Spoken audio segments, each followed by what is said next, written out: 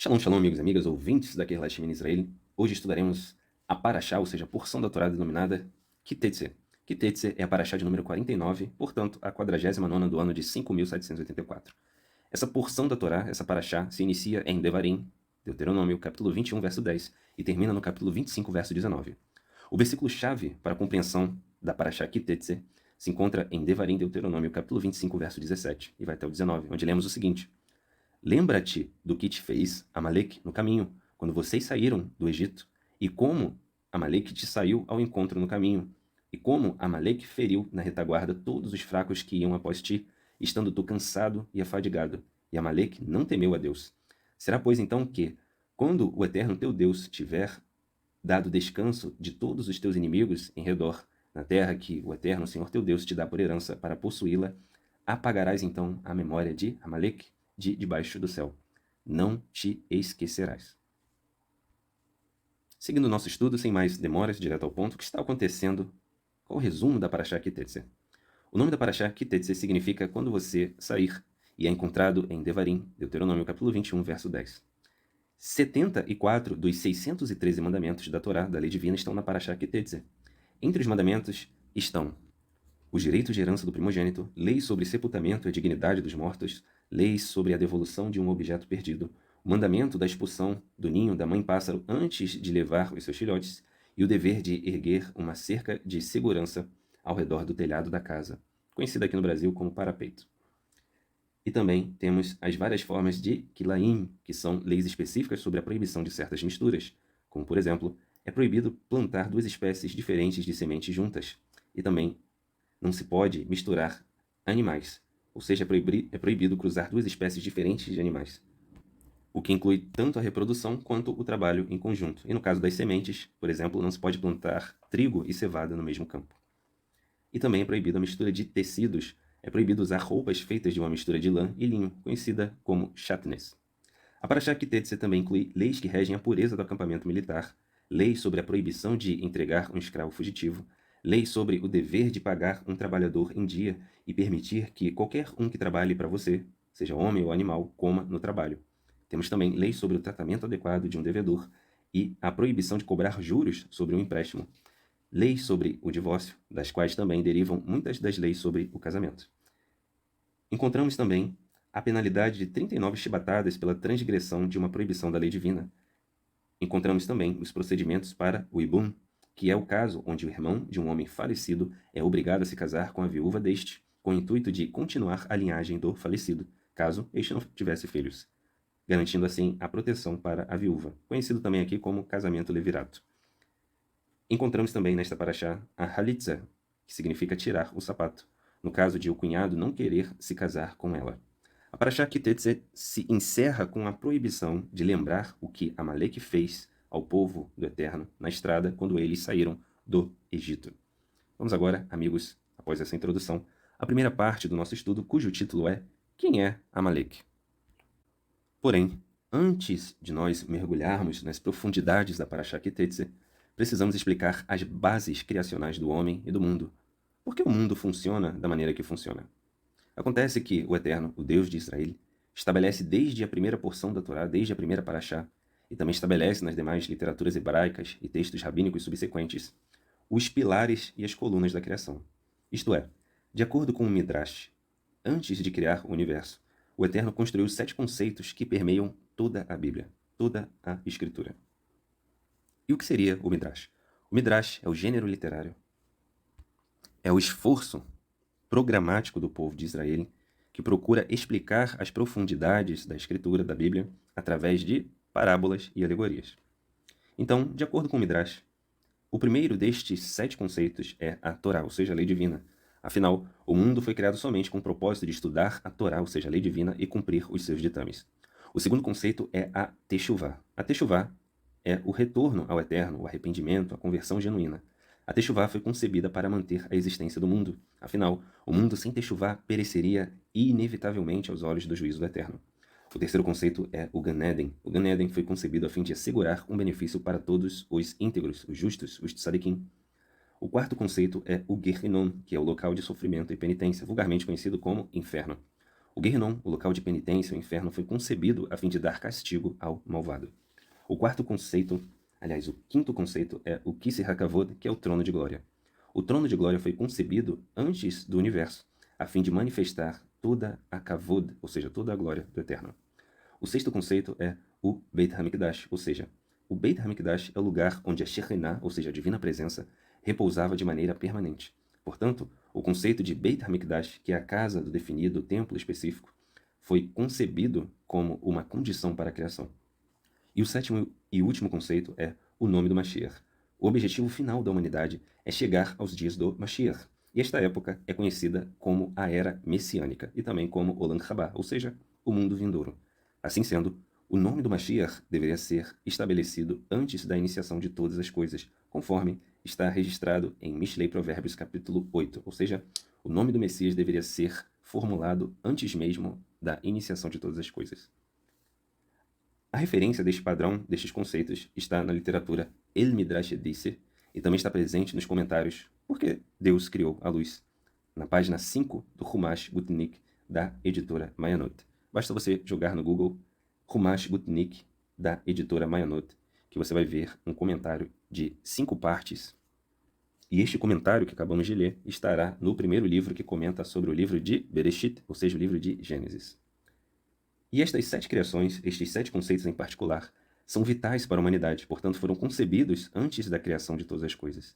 E estes 7 conceitos representam a base estrutural do roteiro do nosso mundo. Voltando agora para o título da nossa primeira parte, quem é Amalek? Quem é Amalek?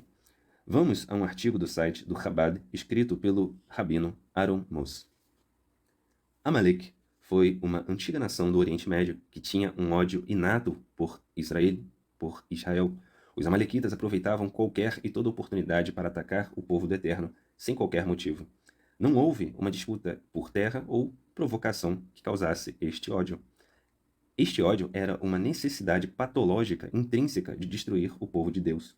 E este tipo de ódio não pode ser combatido pela diplomacia. Não havia a opção de reeducar os amalequitas ou rever o seu currículo escolar. O seu ódio não era ensinado, não era aprendido. Era inerente, ou seja, fazia parte do indivíduo, parte do amalequita. Desde que houvesse um amalequita caminhando pela terra, nenhuma pessoa do povo do Eterno estava salvo. Era um caso claro de matar ou ser morto. Uma pessoa tinha que levar a ordem de matar Amalek, literalmente.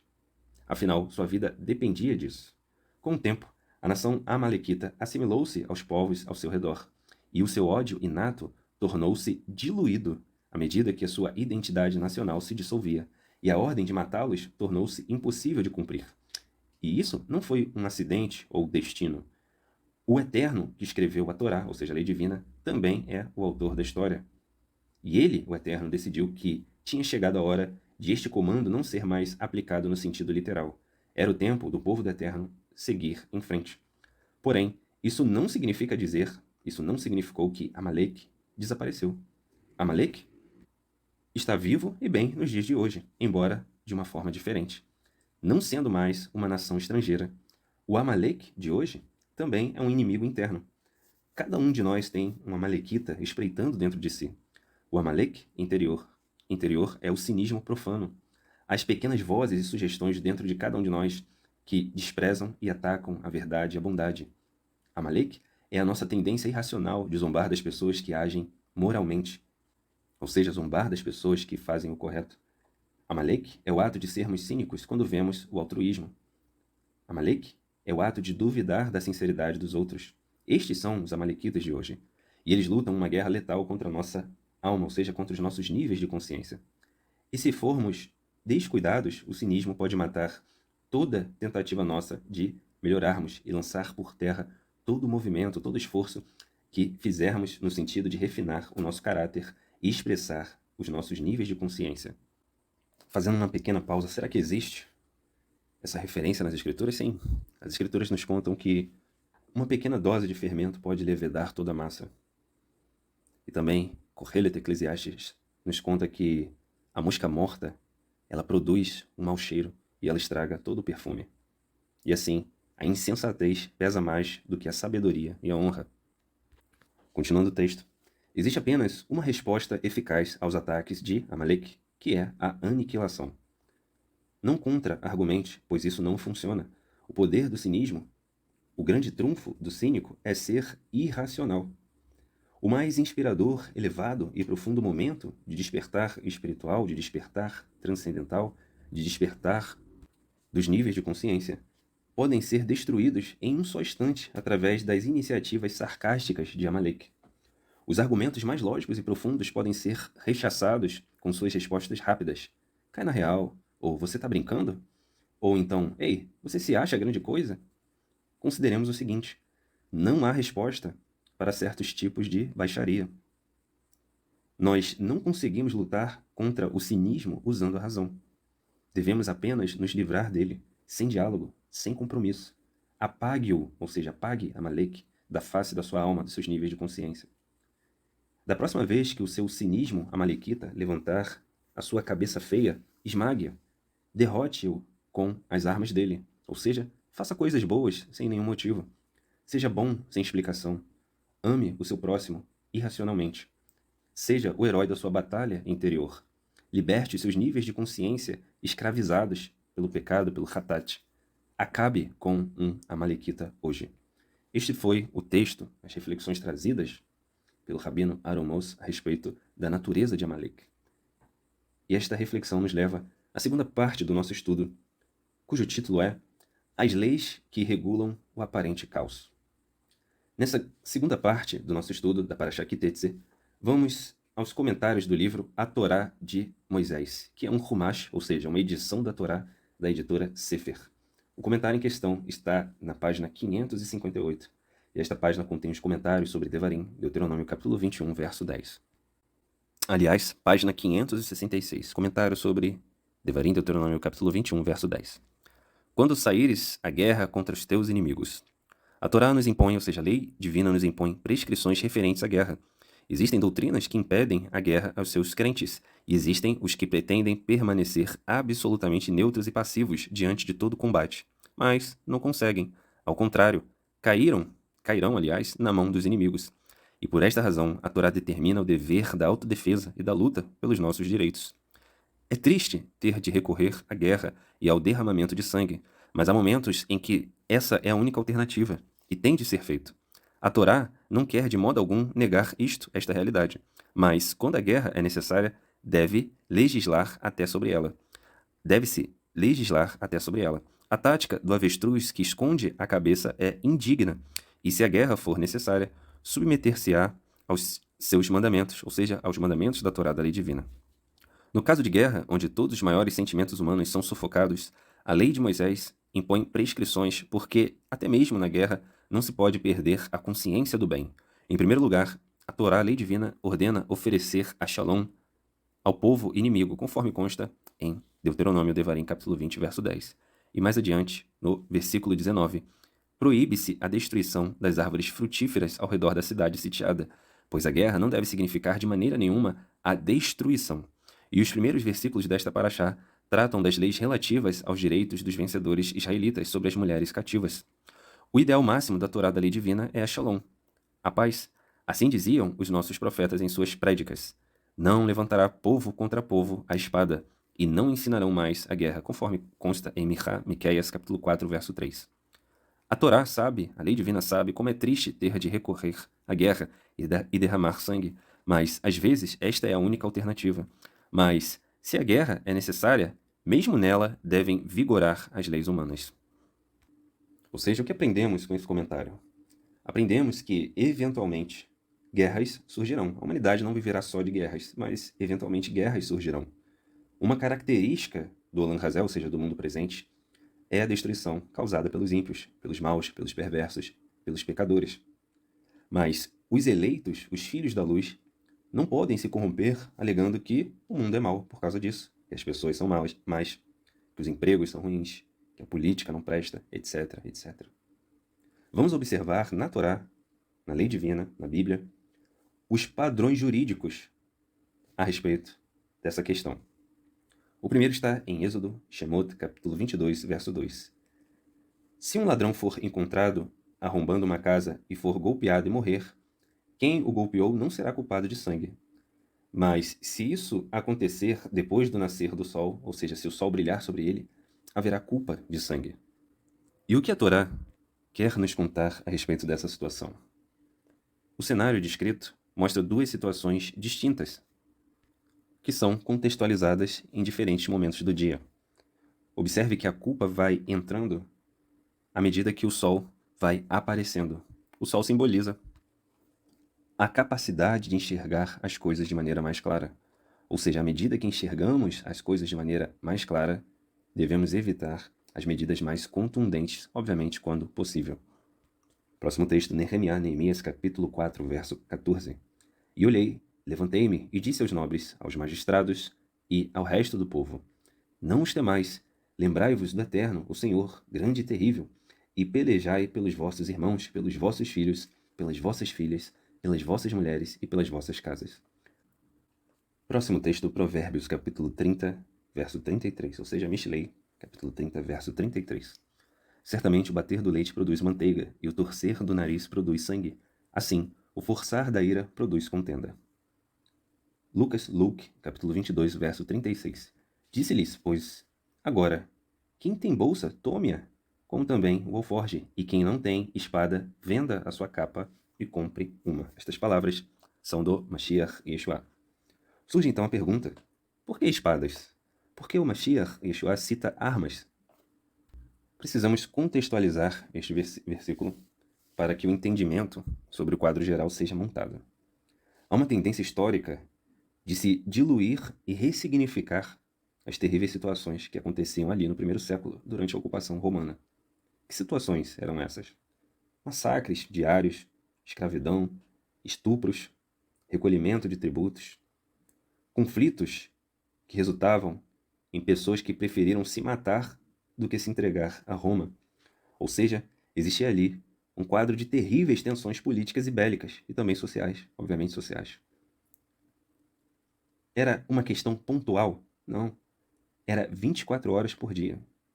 Lembrando que a máquina romana de guerra era brutal e eficiente.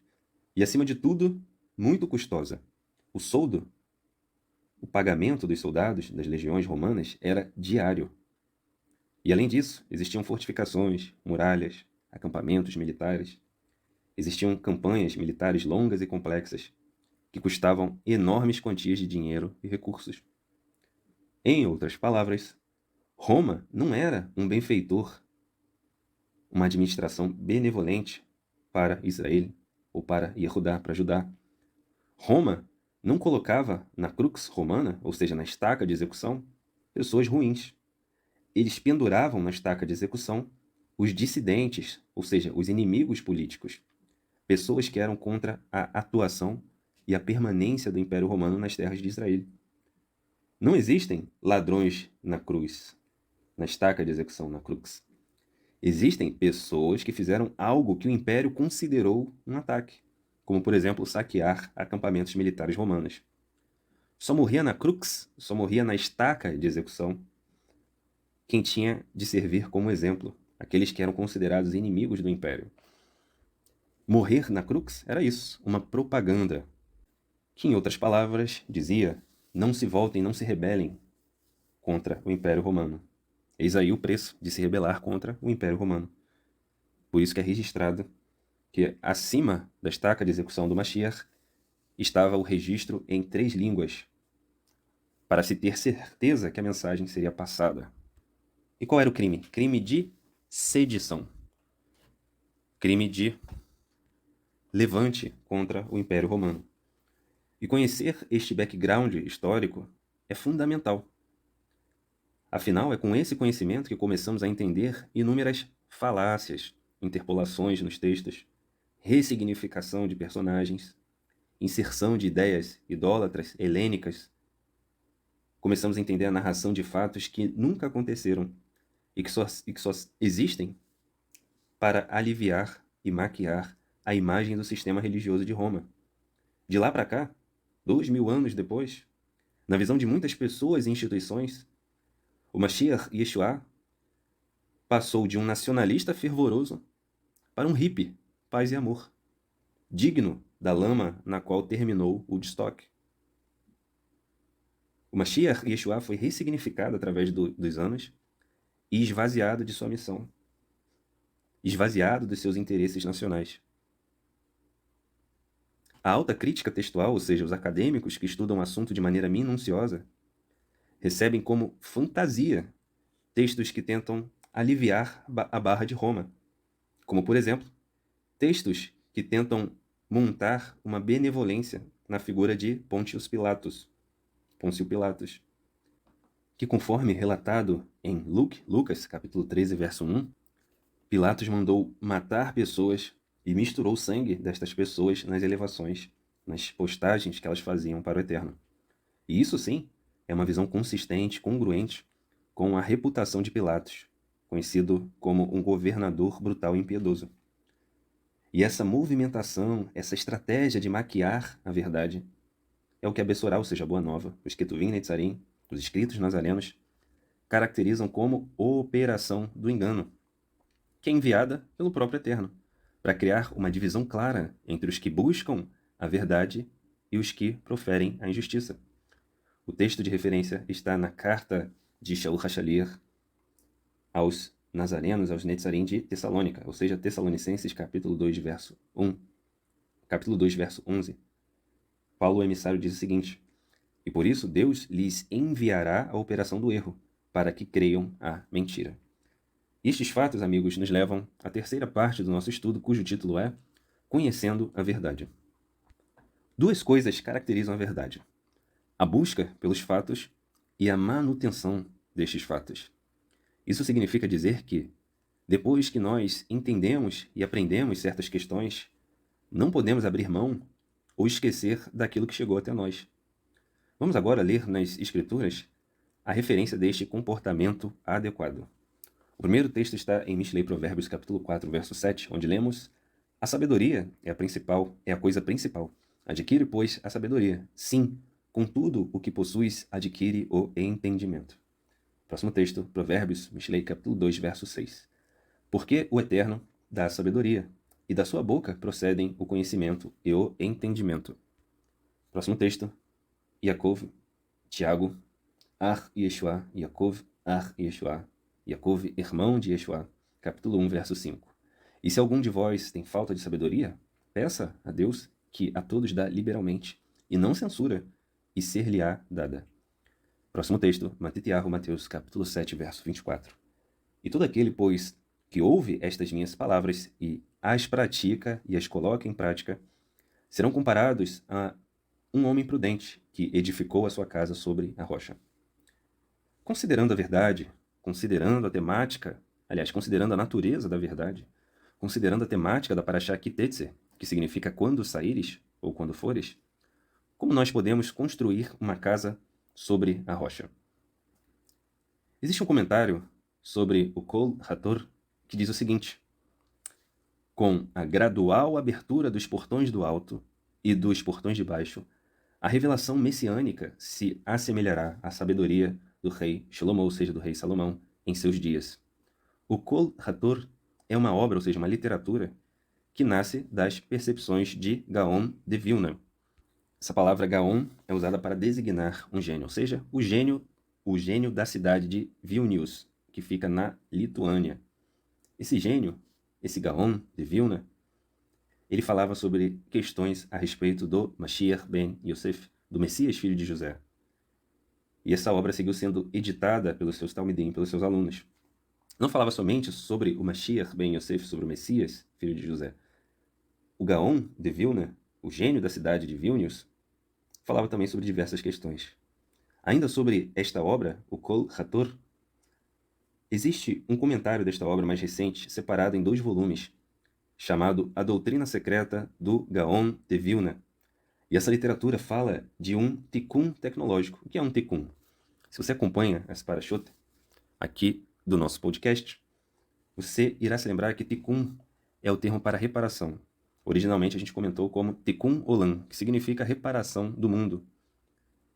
Ou seja, primeiro reparamos, retificamos os nossos mundos interiores para que esta retificação reverbere no mundo exterior, no mundo material, no Olam Hazel, ou seja, no mundo presente.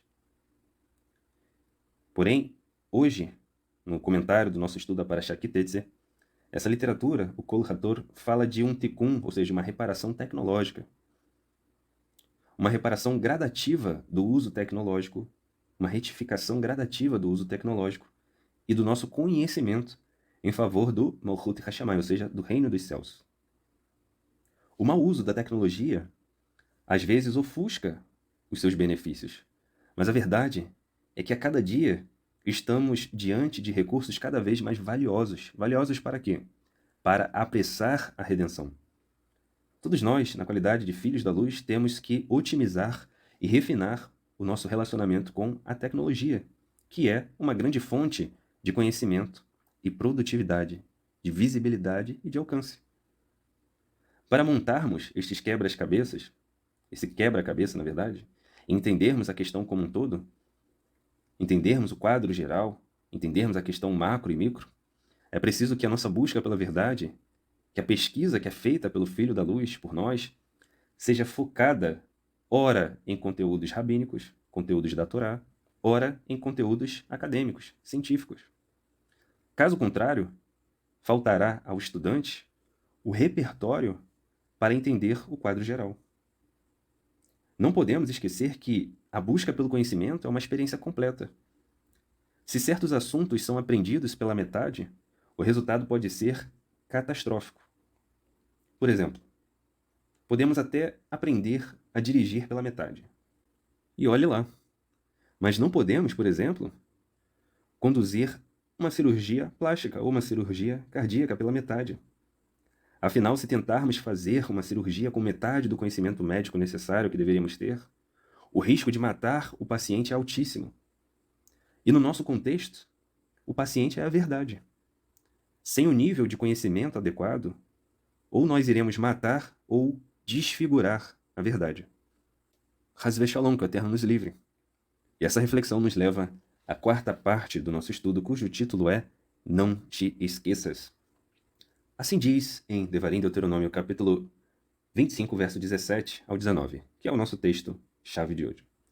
Lembra-te do que te fez Amaleque no caminho, quando vocês saíram do Egito, como Amaleque te saiu ao encontro no caminho e te feriu na retaguarda todos os fracos, e feriu na retaguarda todos os fracos que iam após ti, estando tu cansado e afadigado. E Amaleque não temeu a Deus. Será, pois, que quando o Eterno teu Deus te tiver dado descanso de todos os teus inimigos em redor, na terra que o Eterno teu Deus te dá por herança para possuí-la, apagarás então a memória de Amaleque de debaixo do céu, e não te esquecerás. Vamos repetir, nesta parte 4, um trecho importante que diz o seguinte: quando o Senhor teu Deus te tiver dado descanso de todos os teus inimigos em redor, na terra que o Eterno Senhor teu Deus te dá por herança para possuí-la, apagarás então a memória de Amaleque debaixo do céu, e não te esquecerás. Observamos, neste versículo, que o início da ação acontece quando o Eterno dá descanso ao seu povo, de todos os inimigos ao redor. E é no momento de descanso, o momento oportuno para se lembrar de exterminar Amaleque. Isso quer dizer que quando o Eterno nos dá recursos e shalom e paz, o recado do Shamayim, dos céus, não é só aproveite a vida, mas também e principalmente lute pelo que é justo. Aproveite a fartura, o descanso, a oportunidade e lute pelo que é justo. O recado da Torá, o recado da lei divina é claro. O mandamento é claro. A vida requer posicionamento. E para entendermos melhor este versículo sobre Amaleque, vamos retornar aos comentários do livro A Torá de Moisés, a Torá de Moshe, da editora Sefer. O comentário em questão está na página 576. E esta página contém os comentários sobre Devarim, Deuteronômio, capítulo 25, verso 17. E diz o seguinte o comentário: recorda-te do que te fez Amaleque. Desde os primórdios da nossa caminhada pela história, fomos orientados a lembrar e a não esquecer nenhum detalhe do que ia acontecer conosco, quando nós dávamos os primeiros passos no cenário universal. Mas qual é a razão da Torá, da lei divina? Essa Torá, que da primeira até a última palavra, de Deuteronômio, de Devarim, é cheia de amor, misericórdia e compaixão para todos os seres humanos. Esta Torá que nos proíbe rigorosamente o ódio ao Mitzrayim, ao Egito, o Egito que nos subjugou durante 210 anos. A Torá, a lei divina, cujos ensinamentos não perderam a atualidade, Apesar dos progressos da civilização moderna e das doutrinas sociológicas, a Torá nos ordena categoricamente 2 vezes, no Êxodo, em Shemot, e no Deuteronômio, em Devarim, a odiar a Amaleque. Por quê? Para esta indagação, também encontramos uma explicação lógica e transcendental. Ordenando-nos a odiar Amaleque, a Torá pretende chamar a atenção para que a nossa maneira de viver, de pensar e de agir seja um veemente protesto contra os princípios amalequitas, isto é, contra toda injustiça, contra toda infâmia, contra toda brutalidade e terror, contra toda espécie de abuso do poder do forte contra o mais fraco, contra a adoração do êxito na vida particular ou na coletiva. A ordem de apagar a memória de Amaleque não é dirigida estritamente contra aquele povo que há milênios jaz na poeira e no esquecimento, mas é também uma rigorosa advertência de banir dos nossos corações esta perfídia, esta maldade amalequita, que infelizmente perdura até os dias de hoje, impossibilitando a convivência harmoniosa entre povos e opiniões, pois desde que um povo, uma raça humana ou uma tribo possa ser oprimida, perseguida e aniquilada pela sua idiosincrasia, pelas suas convicções, pelo fato de querer concretizar os seus ideais nacionais, isto significa uma profanação e uma provocação à existência divina, um ultraje contra as regras elementares da Torá. E cedo ou tarde esta blasfêmia será vingada. Reparemos na atenção que o comentarista dá para os perigos da idolatria direcionada ao êxito no âmbito pessoal e coletivo. A sociedade ou indivíduos que idolatram as suas vitórias e não reconhecem a fonte de todas as coisas, logo se perdem, pois conforme registra as Escrituras, a soberba precede a ruína. Aconteceu a mesmíssima coisa com Amaleque. Amaleque, àquele ponto, se gabava, pois conseguiu atacar o povo escolhido pelas beiradas. Israel tinha acabado de passar por uma grande vitória contra os egípcios, contra o sistema egípcio, e Amaleque explorou esta vulnerabilidade e se gabou. Mas olha o que diz a Torá, vamos olhar o que diz a Torá a respeito de Amaleque. Provérbios, Mishlei, capítulo 11, verso 10. A cidade fica contente com o sucesso das pessoas honestas, e há gritos de alegria quando morre um homem mau. Repetindo, e há gritos de alegria quando morre um homem mau. Terlim, Salmos, capítulo 145, verso 20. O Eterno guarda todos os que o amam, mas a todos os ímpios serão destruídos. Todos os ímpios serão destruídos. Salmos, Terlim, capítulo 37, verso 38. Mas os transgressores foram destruídos, os perversos foram destruídos juntamente, e o futuro dos ímpios foi cortado. Então, assim como o Eterno estruturou o agente de adversidade, de dificuldade que era Amaleque, o Eterno também já havia configurado o futuro do perverso povo de Amalequitas. A Torá nos diz que o futuro dos ímpios foi cortado. A Torá nos diz que os ímpios serão destruídos. Vamos agora ao texto presente em Kohelet, Eclesiastes capítulo 9, verso 13, para alcançarmos aquilo que a Torá classifica, aquilo que a Torá reputa como, de fato, importante. Eclesiastes, Kohelet, capítulo 9, verso 13. E também vi debaixo do sol esta demonstração de sabedoria que me deixou perplexo. Havia uma cidade pequena com poucos habitantes, e um grande rei veio contra ela, cercou-a e levantou contra ela enormes rampas militares de ataque. Contudo, nesta pequena cidade havia um sábio pobre que livrou seu povo por meio do seu admirável saber. Apesar disso, ninguém mais se lembrou daquele homem pobre. Então, passei a refletir. Melhor é a sabedoria do que o poder. Contudo, a sabedoria do pobre é desprezada, e as suas palavras logo caem no esquecimento geral. As palavras proferidas por aqueles que detêm o conhecimento e o saber devem ser ouvidas com mais calma e atenção do que os discursos inflamados dos que dominam sobre os tolos e insensatos. A sabedoria é melhor e mais poderosa do que qualquer arma de guerra. Entretanto, um só pecador promove enorme destruição. Não se esqueçamos, amigos, que Amaleque é descendente de Esav, de Esaú. E Amaleque é a face mais terrível, mais sanguinária de Edom. E Edom é o sistema político religioso de Roma. Toda vez que Roma matou, trucidou, perseguiu, calculou e fez vários estratagemas nefastos. Tratava-se de Amalek estendendo seus braços e os seus conselhos perversos, pois Amalek é a ação perniciosa, rápida e oportunista que tenta destruir o povo de Israel. O que nos leva, amigos, à conclusão do nosso estudo, cujo título é O Ninho do Pássaro. Nesta mesma Parashá, Ki-Teitzei, a Parashá de número 49, do ano de 5.784, existe um texto em Devarim, Deuteronômio, capítulo 22, verso 6 e verso 7, que diz o seguinte: se encontrares pelo caminho um ninho de pássaro em qualquer árvore ou no chão, com filhotes ou ovos, e a mãe pousada sobre os filhotes ou sobre os ovos, não tomarás a mãe com seus filhotes, deixarás ir livremente a mãe, e os filhotes tomarás para ti, para que te vá bem e prolongue os teus dias. Sobre o ninho do pássaro, a mitzvah, ou seja, o mandamento de enviar, de despachar a mãe pássaro antes de pegar os filhotes, descrito em Devarim, Deuteronômio capítulo 22, versos 6 e 7, é interpretado como um ato de misericórdia e compaixão. O Talmud, em Hulin 80, na parte A, discute que este mandamento ensina a importância da bondade e da sensibilidade para com todas as criaturas. Mas não somente isso. O Kol Hator também faz referência ao ninho do pássaro. O ninho do pássaro é tratado em um contexto transcendental relacionado à redenção futura, ou seja, a Geulah.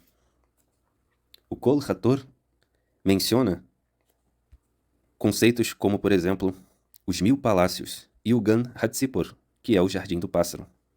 Sobre o Gan Hatzipor, traduzido como Jardim do Pássaro, trata-se de um termo usado para descrever um estado espiritual, ou seja, transcendental, elevado, onde a Shekhinah, ou seja, a divina presença, reside. Por sua vez, o ninho do pássaro, a expressão o ninho do pássaro, nesta obra, simboliza a proteção e o cuidado divino sobre o povo de Israel durante o processo de redenção. Ou seja, Shekhinah, a divina presença, acompanha todos os eleitos, todos os filhos da luz, nas terras de sua dispersão, ou seja, na Galut, no exílio, no qual nos encontramos hoje. O ninho do pássaro aqui simboliza a proteção e o cuidado divino sobre o povo de Israel durante o processo de redenção.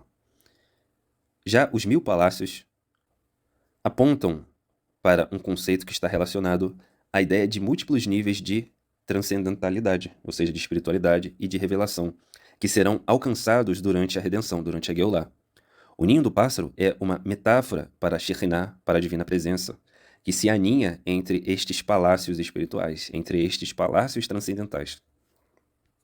Assim sendo, amigos, consideremos a profundidade que está presente em um texto bíblico, em um texto da lei divina, que num primeiro momento, a princípio, fala apenas de uma mãe pássaro e dos seus filhotes e de um ninho. E esta é a mensagem da Parashá Ki-Teitzei.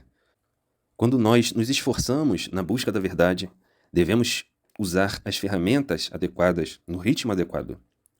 Existe uma composição brasileira, musical antiga, que diz o seguinte: quantas belezas deixadas nos cantos da vida, que ninguém quer e nem mesmo procura encontrar. Vamos reparar como a ferramenta adequada nos ajuda a entender as profundidades da Torá, e como as ferramentas adequadas fazem toda a diferença na busca daquilo que é correto, na busca daquilo que é verdadeiro, segundo a Torá. Está escrito em Daniel capítulo 12, verso 4 o seguinte: e tu, Daniel, fecha as palavras e sela o livro até o tempo do fim, ou seja, até o Aharit Hayamim. E muitos correrão de uma parte para outra. O conhecimento, o entendimento, no original Hadat, se multiplicará. E o que isso quer dizer? Que as pessoas correrão de uma parte a outra e o conhecimento se multiplicará. A globalização, a tecnologia permite que você tome ciência de fatos, que você saiba de fatos e acontecimentos que normalmente demorariam meses ou anos para chegar ao nosso conhecimento e provavelmente chegariam incompletos ou distorcidos. Correr de uma parte para outra aponta justamente para essa dinâmica dos dias atuais. Nossos dias são rápidos, dinâmicos, céleres. Uma hora você está trabalhando e no outro minuto você está imerso numa questão geopolítica do outro lado do mundo. De repente você está em seu almoço, em seu horário de almoço, conversando sobre a política interna das nações hegemônicas do globo. A tecnologia, quando bem usada, permite que você converse com acentuada precisão sobre questões da Rússia, da China, dos Estados Unidos, de Israel, do Irã, com uma margem de erro pequena. desde que, claro, você faça bom uso da informação. E ainda sobre essa dinâmica do conhecimento, essa dinâmica de possibilidades, vamos observar como o conhecimento pode nos brindar com valiosas informações. O Mashiach, Yeshua, era conhecido como carpinteiro, conforme registrado em Mordecai Marcos, capítulo 6, verso 3. Ocorre que, no texto grego, a palavra traduzida como carpinteiro é, na verdade, tecton, que é, na verdade, um mestre de obras mais especializado, o que inclui, claro, trabalho com madeira, mas não somente se limitando a trabalhos com madeira. O tecton era capaz de levantar estruturas mais complexas e refinadas, se valendo inclusive de algum nível artístico no trabalho. Por isso temos a palavra derivada arquitecto. Porém, essa questão não para por aí. Vamos analisar a página 85 do volume 2 do livro A Doutrina Secreta do Gaon, o Gênio de Vilna, que diz o seguinte: sendo este o caso, deveríamos esperar um papel central para a tecnologia em si, na medida em que ela deveria ter uma identidade específica própria. Outra personalidade na composição de Mashiach ben Yosef, ou seja, do Messias, filho de José. Quem ou o que está por baixo da superfície da tecnologia, que é, em última análise, responsável por animar seus braços e pernas em espiral e desenvolver seus cérebros em constante crescimento. Uma pista para a relação entre o Tikkun de Adão e o poder da tecnologia moderna está no próprio termo tecnologia. Etimologistas traçam a raiz desta palavra para o grego tekne, que significa arte ou habilidade. Isto, por sua vez, é teorizado para derivar da raiz teórica indo-europeia tex. A palavra tex significa tecer ou fabricar. Há outra teoria do desenvolvimento da linguagem, no entanto, que traça todas as palavras de volta ao hebraico, a língua universal original de toda a humanidade. De acordo com esta abordagem, tekne é idêntico à raiz hebraica tav, kof, nun, da qual a palavra tikkun, ou seja, reparação, é derivada. Como, por exemplo, tikkun olam, reparação, retificação dos mundos, conforme trouxemos em outras parashot, da qual a palavra tikkun é derivada. E dessa perspectiva, o conceito de tikkun tecnológico tem um tom muito antigo, mas estranhamente familiar. E assim, amigos, terminamos a nossa parashá de hoje. Eu vou deixar aqui na descrição deste episódio as referências utilizadas neste estudo, nesta parashá Ki-Tetzei. Também vou deixar alguns links importantes que servirão de referência para outros estudos a respeito da questão messiânica, a respeito também da soberania divina. Shalom, shalom, amigos. Lehitraut.